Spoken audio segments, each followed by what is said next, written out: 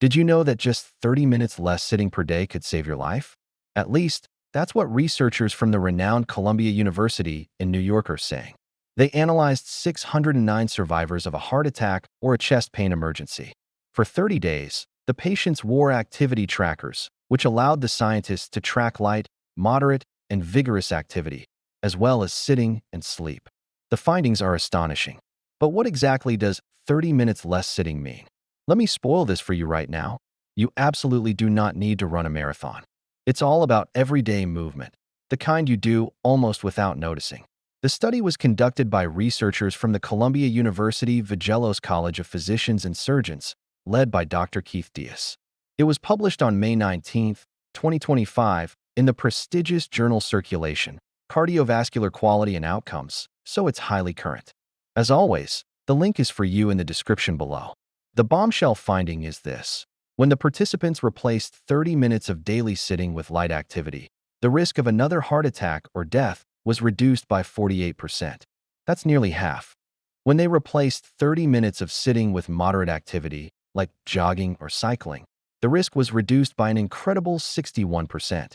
So, sitting truly is the new smoking. But the study had another surprise up its sleeve. When participants replaced 30 minutes of sitting with 30 minutes of sleep, the risk was still reduced by 14%. This means a power nap is significantly better than chilling on the couch, watching TV, or scrolling on your phone. So, we're learning that movement is great, but sleep counts, too. In their official press releases, the researchers explicitly emphasized that even light daily activities like cleaning, yes, you heard that right, playing with your dog, going for a walk, or gardening can make a substantial difference. Wait a minute. Cleaning is supposed to reduce heart attack risk? This reminds me of Professor Ellen Langer from Harvard University and her famous study conducted on 84 hotel maids. First, she physically examined the participants, measuring their weight, height, and cardiovascular parameters. Then, she used a clever trick. She gave half of the participants questionnaires that suggested their job could be considered a workout, meeting the U.S. Surgeon General's guidelines for sufficient physical activity. The U.S. Surgeon General is the highest-ranking public health official in the United States, leading the U.S. Public Health Service. The other group did not fill out any questionnaires. And let's be clear, this is absolutely true. Making beds, vacuuming, doing laundry, or mopping floors involves bending, lifting, carrying, and moving. The spectacular result. After 4 weeks, the 42 maids who understood their job as a workout showed significant reductions in weight, blood pressure, body fat percentage, waist-to-hip ratio, and body mass index, all without changing their diet. The maid's mindset was the game changer. So what's my point?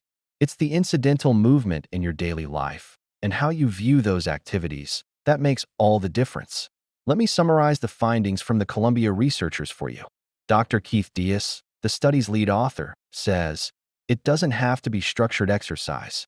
Everyday activities like vacuuming or playing with the dog count as light physical activity and can significantly lower the risk of another heart attack.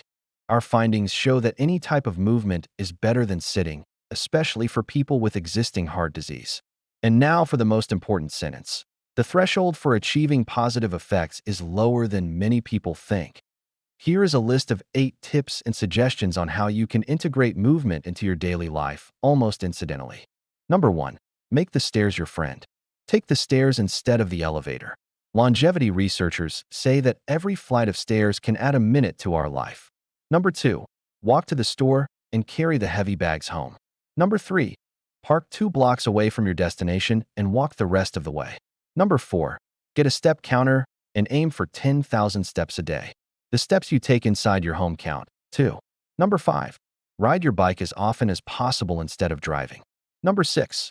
Walk home after a concert or a dinner out in the city instead of taking a car, taxi, or subway. Number 7. Find a walking buddy. This could be your best friend, a colleague, or a neighbor.